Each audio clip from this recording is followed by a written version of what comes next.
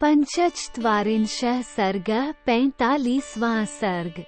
श्री राम का पूर्ववासियों से भरत और महाराज दशरथ के प्रति प्रेम भाव रखने का अनुरोध करते हुए लौट जाने के लिए कहना, नगर के वृद्ध ब्राह्मणों का श्री राम से लौट चलने के लिए आग्रह करना तथा उन सब के साथ श्री राम का तमसा तट पर पहुंचना। उधर सत्य पराक्रमी महात्मा श्री राम जब वन की ओर जाने, जिसके जल्दी लौटने की कामना की जाए उस स्वजन को दूर तक नहीं पहुंचाना चाहिए इत्यादि रूप से बताए गए सुहृद धर्म के अनुसार जब राजा दशरथ बलपूर्वक लौटा दिए गए, तब भी जो श्री राम जी के रथ के पीछे पीछे लगे हुए थे वे अयोध्यावासी अपने घर की ओर नहीं लौटे लगे।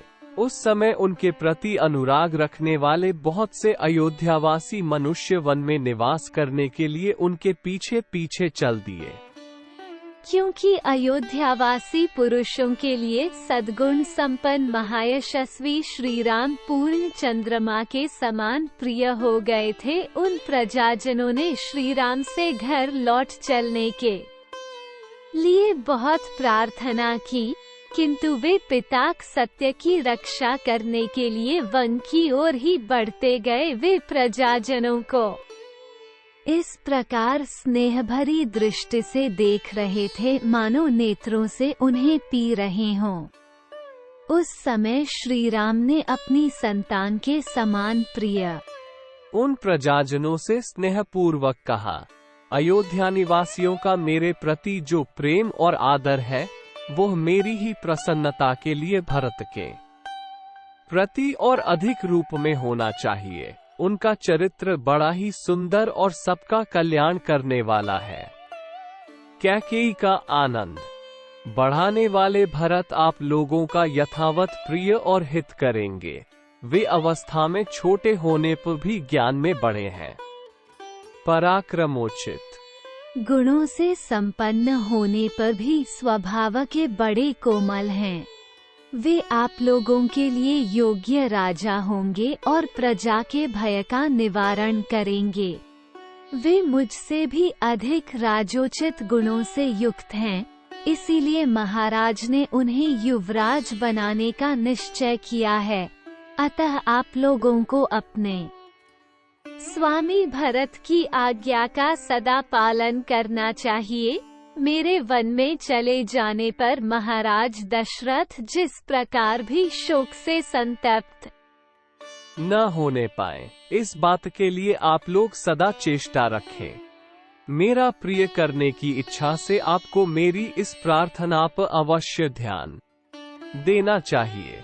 दशरथ नंदन श्री राम ने ज्यों-ज्यों धर्म का आश्रय लेने के लिए ही दृढ़ता दिखाई, त्यों ही त्यों प्रजाजनों के मन में उन्हीं को अपना स्वामी बनाने की इच्छा प्रबल होती गई। समस्त पूर्ववासी अत्यंत दीन होकर आंसू बहा रहे थे और लक्ष्मण सहित श्री राम मानो अपने गुणों में बांधकर उन्हें खींचे लिए जा रहे थे। उनमें बहुत से ब्राह्मण थे जो ज्ञान, अवस्था और तपोबल तीनों ही दृष्टियों से बड़े थे। वृद्धावस्था के कारण कितनों के तो सिर कांप रहे थे।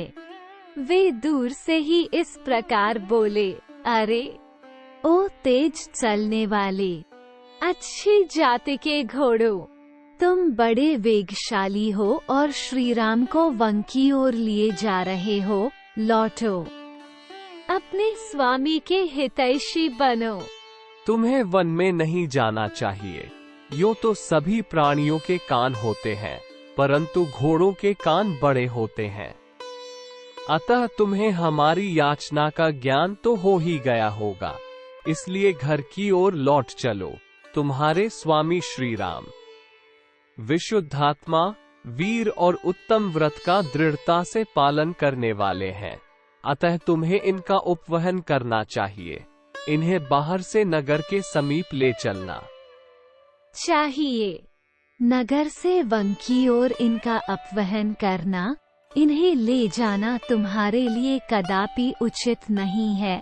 वृद्ध ब्राह्मणों को इस प्रकार आर्तभाव से प्रलाप करते देख श्री रामचंद्र जी सहसा रथ से नीचे उतर गए। वे सीता और लक्ष्मण के साथ पैदल ही चलने लगे। ब्राह्मणों का साथ न छूटे, इसके लिए वे अपना पैर बहुत निकट रखते थे, लंबे डग से नहीं चलते थे। वन में पहुंचना ही उनकी यात्रा का परम लक्ष्य था। श्री रामचंद्र जी के चरित्र में वात्सल्य गुण की प्रधानता थी। उनकी दृष्टि में दया भरी हुई थी, इसलिए वे रथ के द्वारा चलकर उन पैदल चलने वाले ब्राह्मणों को पीछे छोड़ने का साहस न कर सके। श्री राम को अब भी वंक की और ही जाते देख वे ब्राह्मण मन ही मन घबरा उठे और अत्यंत संतप्त होकर उनसे इस प्रकार बोले, रघुनंदन, तुम ब्राह्मणों के हितैषी हो, इसी से ये सारा ब्राह्मण समाज तुम्हारे पीछे पीछे चल रहा है। इन ब्राह्मणों के कंधों पर चढ़कर अग्निदेव भी तुम्हारा अनुसरण कर रहे हैं। वर्षा बीतने पर शरद ऋतु में दिखाई देने वाले सफेद बादलों के समान हमारे इन श्वेत छत्रों की ओर देखो, जो तुम्हारे पीछे पीछे चल पड़े हैं। ये हमें वाजपेय यज्ञ में प्राप्त हुए थे, तुम्हें राजकीय श्वेत छत्र नहीं प्राप्त हुआ, अतएव तुम सूर्यदेव की किरणों से संतप्त हो रहे हो। इस अवस्था में हम वाजपेय यज्ञ में प्राप्त हुए इन अपने छत्रों द्वारा तुम्हारे लिए छाया करेंगे। वत्स, हमारी जो बुद्धि सदा वेद मंत्रों के पीछे चलती थी, उन्हीं के चिंतन में लगी रहती थी, वही तुम्हारे लिए वनवास का अनुसरण करने वाली हो गई है। जो हमारे परम धन वेद हैं, वे हमारे हृदयों में स्थित हैं। हमारी स्त्रियां अपने चरित्र बल से सुरक्षित रहकर घरों में ही रहेंगी। अब हमें अपने कर्तव्य के विषय में पुनः कुछ निश्चय नहीं करना है। हमने तुम्हारे साथ जाने का विचार स्थिर कर लिया है। तो भी हमें इतना अवश्य कहना है कि जब तुम ही ब्राह्मण की आज्ञा के पालन रूपी धर्म की ओर से निरपेक्ष हो जाओगे, तब दूसरा कौन प्राणी धर्म मार्ग पर स्थित रह सकेगा। सदाचार का पोषण करने वाले श्री राम, हमारे सिर के बाल पककर हंस के समान सफेद हो गए हैं और पृथ्वी पर पड़कर साष्टांग प्रणाम करने से इनमें धूल भर गई है।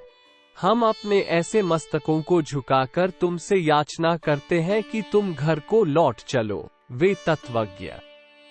इतने पर भी जब श्री राम नहीं रुके, तब वे ब्राह्मण बोले, वत्स, जो लोग यहाँ आए हैं, इनमें बहुत से ऐसे ब्राह्मण ये जानते थे कि श्री राम साक्षात भगवान विष्णु हैं।